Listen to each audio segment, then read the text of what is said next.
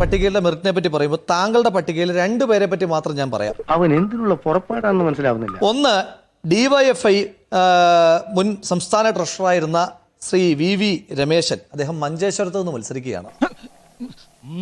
അദ്ദേഹത്തിന്റെ പ്രത്യേകത എന്താണെന്ന് ചോദിച്ചാൽ, അദ്ദേഹം അനധികൃതമായി സ്വത്ത് സമ്പാദിച്ചു എന്ന് അന്വേഷണ കമ്മീഷൻ റിപ്പോർട്ട് വെച്ചു. ഏതെങ്കിലും ഇന്ത്യയിലെ സ്വകാര്യ ഏജൻസിയോ അല്ലെങ്കിൽ ഏതെങ്കിലും കുറ്റാന്വേഷണ ഏജൻസിയോ അല്ല. അവൻ പിന്നെ കള്ളം പറയൂ. CPM-ന്റെ പാർട്ടി കമ്മിറ്റി കൂടിയിട്ട് അനധികൃതമായി സ്വത്ത് സമ്പാദിച്ചു എന്ന് പറഞ്ഞ അദ്ദേഹത്തെ ജില്ലാ കമ്മിറ്റിയിൽ നിന്ന് ലോക്കൽ കമ്മിറ്റിയിലേക്ക് തരം താഴ്ത്തിയ വ്യക്തിയാണ് മഞ്ചേശ്വരത്തെ സ്ഥാനാർത്ഥി. കുന്നത്തുനാട്. ഒരു പ്രശ്നം.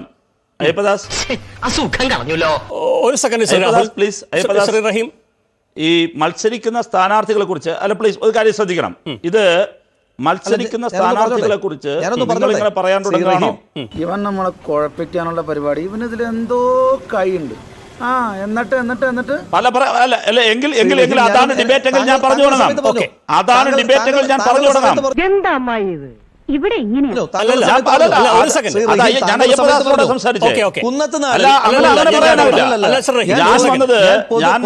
ആരോപണങ്ങളല്ലല്ലോ ഞാൻ പറയുന്നത്. അതൊക്കെ ആലോചിക്കുമ്പോഴാ എന്റെ നെഞ്ചിനകത്തൊരു പുക.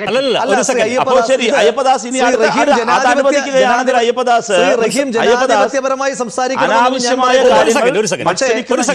ഒരു അക്ഷരം പറഞ്ഞില്ല. നിന്നെ സമ്മതിക്കണം. നിന്റെ വായിൽ എങ്ങനെയാടാ ഇത്രയും പെട്ടെന്ന് ഇത്രയും വലിയ നുണകൾ വരുന്നത്? ഞാനൊന്ന്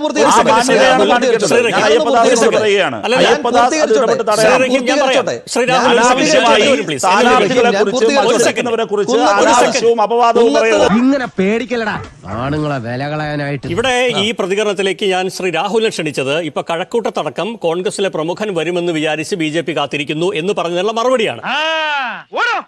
രാഷ്ട്രീയമായതിനു പറയാം, പക്ഷെ വസ്തുതാവിരുദ്ധമാണെങ്കിൽ ശ്രീ രാഹുൽ പറയരുത്. വസ്തുതാവിരുദ്ധമല്ല, പൊതുസമൂഹത്തിലുള്ള കാര്യം ഈ ഡിബേറ്റിൽ വരുന്നതിൽ ഒരു തടസ്സവുമില്ല. എന്താ ആ പ്രതീക്ഷയും തകർന്നു. വസ്തുതാവിരുദ്ധമാണോ എന്ന് ശ്രീ അയ്യപ്പദാസ് എന്നേക്കാൾ എത്രയോ കാലം മുമ്പ് ചർച്ചകൾ സജീവമായി നിന്ന ആളാണ്. എത്ര കാലമായി മാധ്യമപ്രവർത്തന പാരമ്പര്യമുള്ള താങ്കൾക്ക് അറിയാലോ ഞാൻ പറഞ്ഞത് വസ്തുതാവിരുദ്ധമായ കാര്യമുണ്ടോ? ഇപ്പോൾ എന്തായി? പള്ളർത്തി കിട്ടിയപ്പോ മതിയായില്ലേ? ഞാൻ പറഞ്ഞത് വസ്തുതാവിരുദ്ധമാണ് എങ്കിൽ എനിക്കെതിരെ നിയമ നടപടി സ്വീകരിച്ചോന്നേ, പരാതിയില്ലല്ലോ. കുന്നത്തുനാടിൽ മത്സരിക്കുന്ന ശ്രീനിജൻ 17 കോടി രൂപയുടെ അനധികൃത സ്വത്ത് സമ്പാദിച്ചു എന്ന് പറഞ്ഞത് ഞാനല്ല. പത്രക്കട്ടിങ് വേണോ? ദേശാഭിമാനി തരാം. മനോരമയല്ല തരുന്നത്, ദേശാഭിമാനി തരാം. പറഞ്ഞു തരാന്നറിയാമോ? TV രാജേഷ്. അദ്ദേഹത്തിന് ഇപ്പോൾ സീറ്റില്ല. TV രാജേഷിന് സീറ്റില്ല. അന്ന് TV രാജേഷ് ആരോപണം ഉന്നയിച്ച PV ശ്രീനിജൻ നിങ്ങളുടെ സ്ഥാനാർത്ഥിയായിട്ട് മത്സരിക്കുന്നു. ഏർപ്പാട്. പിന്നെ അപ്രതീക്ഷിത സ്ഥാനാർത്ഥി. ശരിയാ, കോൺഗ്രസ് അപ്രതീക്ഷിതമായി സ്ഥാനാർത്ഥിയെ നിർത്തി നേമത്ത് K മുരളീധരനെ BJP-യെ പരാജയപ്പെടുത്തുവാൻ വേണ്ടിയിട്ട്. BJP-യും ചില അപ്രതീക്ഷിത സ്ഥാനാർത്ഥികളെ നിർത്തിയിട്ടുണ്ട്. എവിടേക്കാണെന്ന് അറിയാമോ? ഒന്ന് മാവേലിക്കരയിൽ അവരുടെ അപ്രതീക്ഷിതമായ സ്ഥാനാർത്ഥി എന്ന് പറഞ്ഞത് പഴയ DYFI ചാരുമൂട്ടിലെ നേതാവ്, പഴയ block panchayat member K Sanju, അപ്രതീക്ഷിത സ്ഥാനാർത്ഥി നമ്പർ 1. ചേർത്തലയിലെ BJP-യുടെ അപ്രതീക്ഷിത സ്ഥാനാർത്ഥി PV ജ്യോതിസ്, പഴയ തണ്ണീർമുക്കം പഞ്ചായത്ത് പ്രസിഡന്റ്, CPM-ന്റെ പഴയ ലോക്കൽ കമ്മിറ്റി സെക്രട്ടറി, അപ്രതീക്ഷിത സ്ഥാനാർത്ഥി നമ്പർ 2. അപ്പൊ നിങ്ങൾക്ക് ഓർമ്മയില്ലേ? ഇല്ല, പോയിട്ട് 2 കൂടി ആയിരിക്കും, അപ്പൊ ഓർമ്മ വരും കേട്ടോ. ഇനി എന്റെ ജില്ലയിലെ പത്തനംതിട്ട ജില്ലയിലെ ആറന്മുളയില് BJP-യുടെ അപ്രതീക്ഷിത സ്ഥാനാർത്ഥി നമ്പർ 3 ബിജു മാത്യു. ബിജു മാത്യുവിന്റെ പ്രത്യേകത എന്താണെന്ന് ചോദിച്ചു കഴിഞ്ഞാൽ പന്തളം ബ്ലോക്ക് പഞ്ചായത്ത് ഉള്ളന്നൂർ ഡിവിഷനിലെ CPM-ന്റെ സ്ഥാനാർത്ഥിയായിരുന്നു തെരഞ്ഞെടുപ്പിൽ. എന്നെ സംശയിക്കരുത്. അപ്പോൾ ഇങ്ങനെ 3 അപ്രതീക്ഷിത സ്ഥാനാർത്ഥികളുടെ ലിസ്റ്റ് ഞാൻ ഇപ്പോൾ പെട്ടെന്ന് പറയാം. ഇനിയും ധാരാളം ആളുകളുണ്ട്. ഇനി കഴക്കൂട്ടത്ത് അവര് വേക്കന്റ് ആക്കിയിട്ടിരിക്കുന്നത് കോൺഗ്രസ് നേതാക്കന്മാരെ കണ്ടിട്ടൊന്നുമല്ല. ഞാൻ അപ്പോഴേ പറഞ്ഞാണ് ഇവന്മാരോട് ഇതൊന്നും ഏക്കൂല. ആ തിരുവനന്തപുരം ജില്ലയിൽ തന്നെ സീറ്റ് കിട്ടാത്ത ഒരുപാട് യുവജന നേതാക്കന്മാരുണ്ടല്ലോ ഇടതുപക്ഷത്തിന്. അവരെ ആരെങ്കിലും കണ്ടുകൊണ്ടായിരിക്കും. അതിനെപ്പറ്റി എനിക്കറിയില്ല, ഞാൻ അതിലേക്ക് കടക്കാൻ ആഗ്രഹിക്കുന്നില്ല. കാരണം BJP-യുമായിട്ട് അത്ര വലിയ കമ്മ്യൂണിക്കേഷൻ ഒന്നും എനിക്കില്ല. ഈ റഹീം പറഞ്ഞല്ലോ, അതായത് BJP നേതാക്കന്മാർ K സുധാകരന്റെ വീടിന്റെ പടിക്കൽ വന്നു, ചർച്ച നടത്തി. അങ്ങനെ ചർച്ച നടത്തുവാൻ വേണ്ടി നിന്നുകൊടുത്തു K സുധാകരൻ എന്ന് പറഞ്ഞെങ്കിൽ അങ്ങനെ നിന്നുകൊടുത്ത ഒരാളുണ്ട്. ആരാന്നറിയാമോ? തോട്ടത്തിൽ രവീന്ദ്രൻ. നിങ്ങളുടെ കോഴിക്കോട് നോർത്തിലെ സ്ഥാനാർത്ഥിയാ. എതിരെ ഞങ്ങൾ മത്സരിപ്പിക്കുന്ന KSUവിന്റെ സംസ്ഥാന പ്രസിഡന്റിയാ. ആ തോട്ടത്തിൽ രവീന്ദ്രൻ അദ്ദേഹം തന്നെയാണ് പറഞ്ഞത് BJP-യുടെ സംസ്ഥാന പ്രസിഡന്റ് ശ്രീ K സുരേന്ദ്രൻ എന്നെ വന്ന് സമീപിച്ചിരുന്നു. ഇനി BJP-യോടുള്ള ഇവരുടെ മത്സരത്തെ പറ്റിയിട്ടാണ് പറയുന്നത്. BJP അവരുടെ A ക്ലാസ് മണ്ഡലങ്ങളായിട്ട് പറഞ്ഞിട്ടുള്ള 4 മണ്ഡലങ്ങളുടെ മാത്രം 5 മണ്ഡലങ്ങളുടെ എക്സാമ്പിൾ ഞാൻ പറയാം. ഒരു കയ്യബദ്ധം നാറ്റിക്കരുത്. ഒന്ന് മഞ്ചേശ്വരം, പിന്നെ ഒന്ന് പാലക്കാട്, പിന്നെ ഒന്ന് നേമം, പിന്നെ ഒന്ന് തിരുവനന്തപുരം, പിന്നെ ഒന്ന് വട്ടിയൂർക്കാവ്.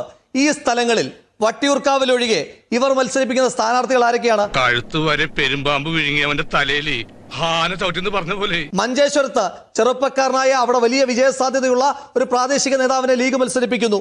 ഇവരാരെ മത്സരിപ്പിക്കുന്നത്? പാർട്ടിക്കകത്ത് തന്നെ ആരോപണ വിധേയനായി തരം താഴ്ത്തിയ ഒരു നേതാവിനെ.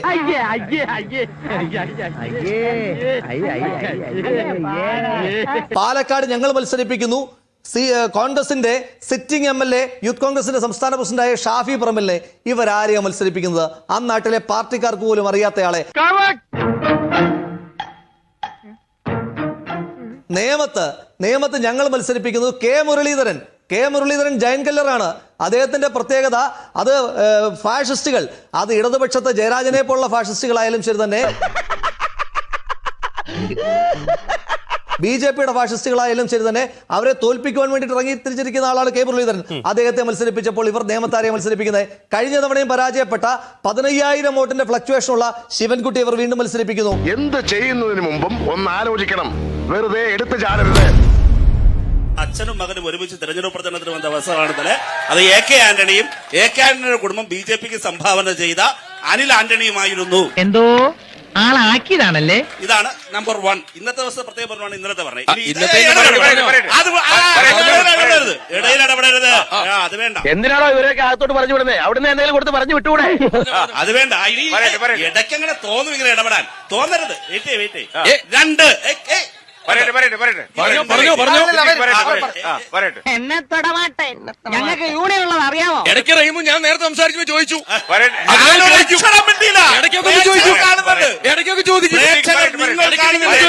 ഞാനൊരക്ഷരം വേണ്ടിയോ? ഞാനൊരു ഒറ്റ അടി നിന്റെ കരട കുറ്റിക്ക് വെച്ച് തന്നാൽ പല്ല് താഴക്കണം.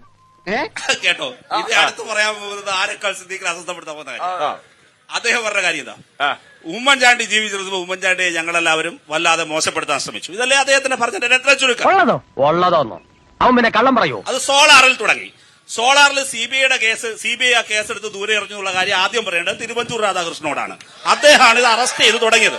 അദ്ദേഹമാണ് ആഭ്യന്തര വകുപ്പ് മന്ത്രി. അത് അവിടെ പറഞ്ഞു തുടങ്ങണം. നമ്പർ 1. ലോകത്ത് പല കള്ളുടിയന്മാരെയും കണ്ടിട്ടുണ്ട്, പക്ഷെ ഇതുപോലെ ഒരുത്തിന് ആദ്യമായിട്ടാണ് കാണുന്നത്. രാത്രി മനുഷ്യനെ കിടന്ന് ഉറങ്ങാനും സമ്മതിക്കത്തില്ല. ഞാൻ ഈ പ്രേക്ഷക ലക്ഷങ്ങളോട് പറയുന്നു, ഉമ്മൻചാണ്ടി ഞങ്ങളുടെ രാഷ്ട്രീയ എതിരാളിയായിരുന്നു. എന്നാലും തന്റെ ഒരു തൊലിക്കെട്ടി സമ്മതിച്ചിരിക്കുന്നു. നിങ്ങൾ ഇടതുപക്ഷ നേതാക്കൾക്ക് സ്തുതി പാടുകയും ഞങ്ങൾ UDF നേതാക്കൾക്ക് സ്തുതി പാടുകയും ചെയ്ത ഒരു രാഷ്ട്രീയ അന്തരീക്ഷം പ്രതീക്ഷിക്കാൻ പറ്റും? ആ നടുക്കടലിൽ ചെന്നാലും നക്കിയെ കുടിക്കുള്ള അമ്മജി. KPCCയുടെ പുനഃസംഘടന വരുന്നു. ഉമ്മൻചാണ്ടിയുടെ അധികാരം മുഴുവൻ വിട്ടൊഴിയുന്നു. ഉമ്മൻചാണ്ടി ആരോഗ്യമായി ദുർബലനായി തുടങ്ങുന്നു.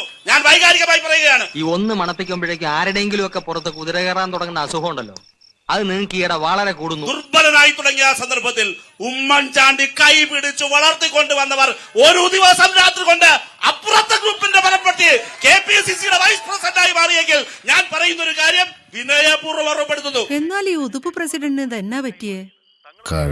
ഉമ്മൻചാണ്ടിയുടെ രാഷ്ട്രീയ എതിരാളികളായ ഞങ്ങൾ ഉമ്മൻചാണ്ടിയെ എതിർത്തിരുന്നു. അത് പരസ്യമായിട്ടാണ്, തുറന്നു നിർത്തതാണ്. പക്ഷെ ഉമ്മൻചാണ്ടി വളർത്തിക്കൊണ്ടുവന്ന എത്ര പേരാണ് ഉമ്മൻചാണ്ടിയെ തള്ളി പറഞ്ഞത്? ശ്രീ ഉമ്മൻചാണ്ടിയെ കുറിച്ച് ആദരണീയനായിരുന്ന ജീവിച്ചിരുന്ന കേക്കരുണ്ടാകരൻ പറഞ്ഞത് ഞാനിവിടെ ആവർത്തിക്കണോ? ഒന്ന് നിർത്തണോ തന്റെ ഈ പുളു? ഒരു 6 ഇഞ്ച് നീങ്ങി ഒരു ചുവന്ന സ്വിച്ച് കാണുന്നുണ്ടോ? കാണുന്നുണ്ട്. ഈ സ്വിച്ചിന്റെ കാര്യമാണ്. സ്വിച്ച് അമർത്തിയോ? അമർത്തി.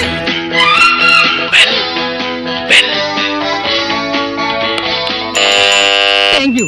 ഈ ഉപകാരം മറന്നാലും ഞാൻ മരിക്കില്ല. ഇതൊക്കെ എന്ത്? അപ്പോ നാളെ നേരത്തെ തന്നെ ഇങ്ങോട്ട് എത്തണം കേട്ടോ. ശരി.